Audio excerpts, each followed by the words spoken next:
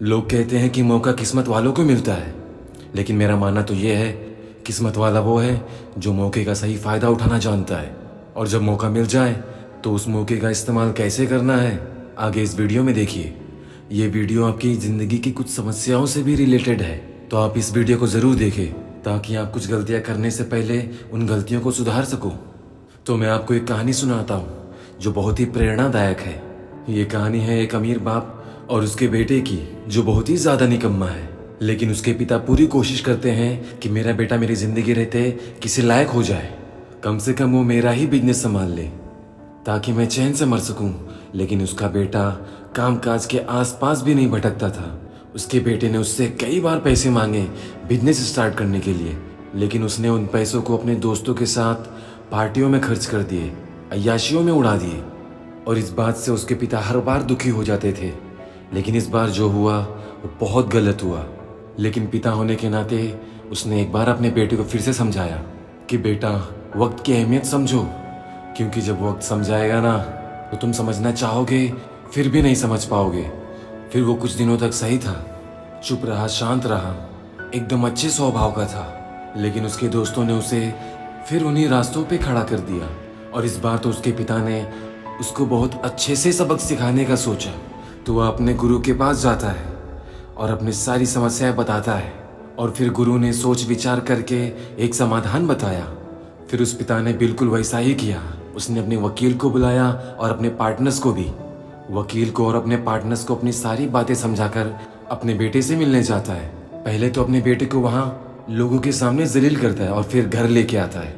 और वहाँ दोनों में बहुत तीखी बहस होती है और वो लड़का बहुत ज़्यादा गुस्सा हो गया। फिर वो अपने कमरे में चले जाता है और कुछ सोचते सोचते न जाने कब सो जाता है। और फिर सुबह उठ के जब देखता है तो उसकी आंखें फटी की फटी रह जाती है।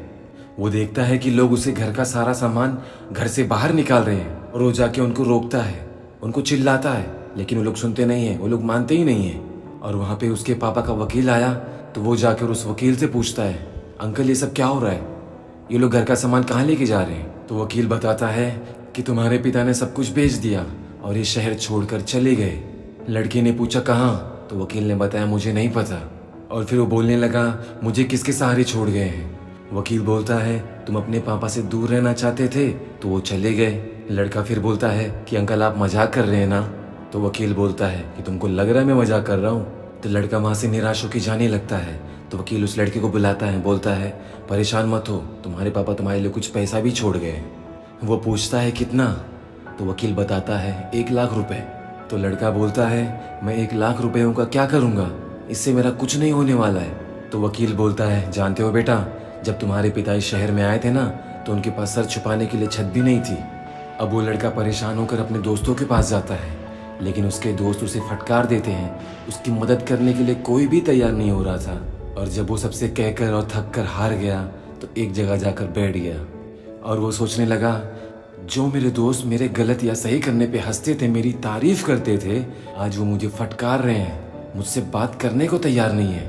तब वो अपने पापा की बातों को याद करता है और अपने आप पे हद से ज़्यादा गुस्सा होता है। फिर वो बोलता है कि अब गुस्सा होकर क्या मतलब है, अब मेरे पास अपनी गलतियों को सुधारने का सिर्फ एक मौका है और इसको मैं किसी कीमत पे गंवा नहीं सकता। और अब मुझे साबित करना है अपने आप को।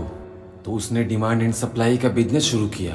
वो हर सीज़न में लोगों की ज़रूरतों के हिसाब से चीज़ें खरीदता और सस्ते दामों में ही बेच देता, जिससे उसके ग्राहक उससे बहुत खुश होते और जब भी उन्हें कुछ ज़रूरत होती तो मार्केट में आकर उसकी ही दुकान ढूंढते।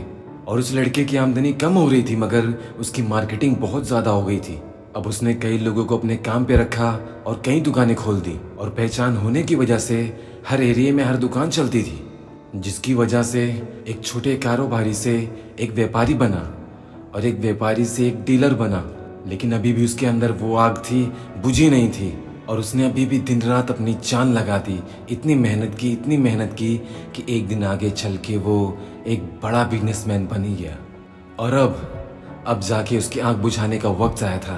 तो उसने पहले तो अपने दोस्तों को बुलाया और उनको अपना ऑफिस, अपनी कंपनी, अपना बंगलो दिखाया, अपनी गाड़ी दिखाई। और उस लड़के ने उन लोगों को ही थैंक यू बोला। उन लोगों ने ही पूछा क्यों, हमने तो तेरी मदद भी नहीं की थी।